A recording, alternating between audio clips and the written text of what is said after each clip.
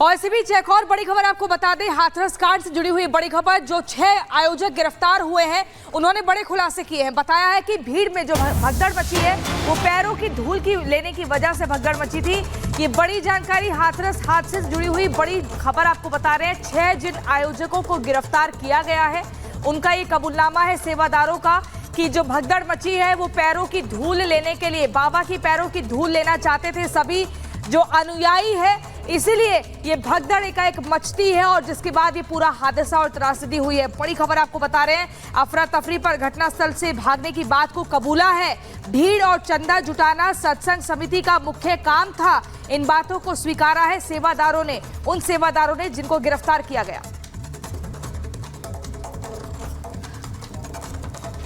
नारायण साकार हरि का अब एक एक सच सबके सामने आ रहा है कि किस तरीके से वो पाखंड करता था। माया जाल की, भ्रम जाल की उसने किस तरीके से पूरी अपनी एक दुनिया बसा रखी थी।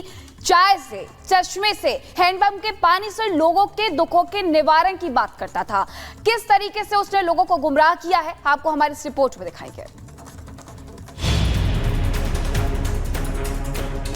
मरकर हम कैसे जिंदा हुई, आकाशवाणी के द्वारा नारायण साकार हरि की। मेरे पति सुधर गए, आज मेरे पति इनकी कृपा से देवता बन गए। सत्य ज्ञान की बात बता चर्चा करते हैं वो, झूठ मत बोलो, पति की सेवा करो।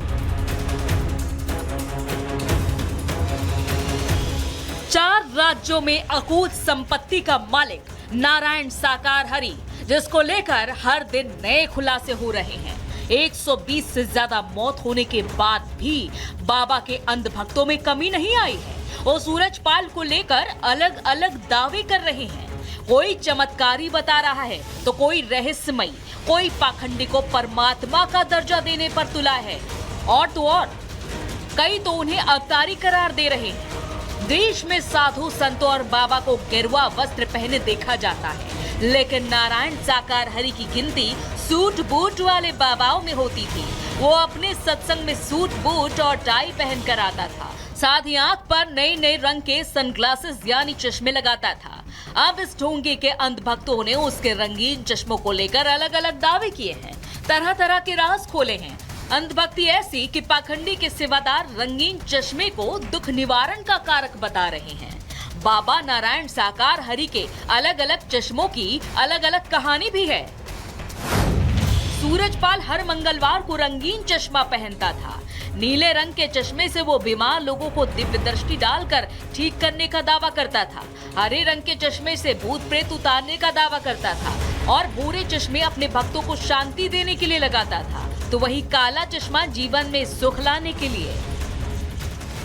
सूरजपाल के भक्तों का मानना था कि नारायण साकार हरि अपनी आंखों से जब ये चश्मा उतारता था तो उनकी दिव्य दृष्टि से लोग ठीक हो जाते थे। इतना ही नहीं, बाबा की कृपा से भक्त मरकर जिंदा होने का भी दावा कर रहे हैं।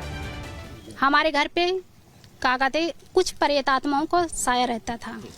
हम बहुत जगह वो जहाँ पंडा अस्पताल वगैरह सगल गए पर कहीं पर फायदा नहीं हुआ। जब हम सुने कि वहाँ नारायण साकार हरि आते हैं और वहाँ कुछ भी लगता नहीं है, एक बार जाओ देखो वहाँ, तो हम बोले कि ऐसे आज परमात्मा इस समाज ऐसे कि में कहाँ आ गए।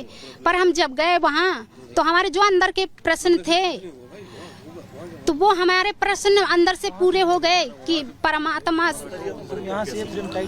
मरकर हम कैसे जिंदा हुई, आकाशवाणी के द्वारा नारायण साकार हरि की। जैसे एक अब यहाँ बैठे हैं आपको कुछ हादसा हो गया तो आकाशवाणी द्वारा आई आवाज कि अगर हमारे सच्चे सेवादार को कुछ भी हो जाएगा तो हम अपने आप को खत्म कर लेंगे, अपने आप को खत्म कर लेंगे। 3 बार बाणी आई और हमारी इस शरीर को, बॉडी को, हमारे तन के प्रति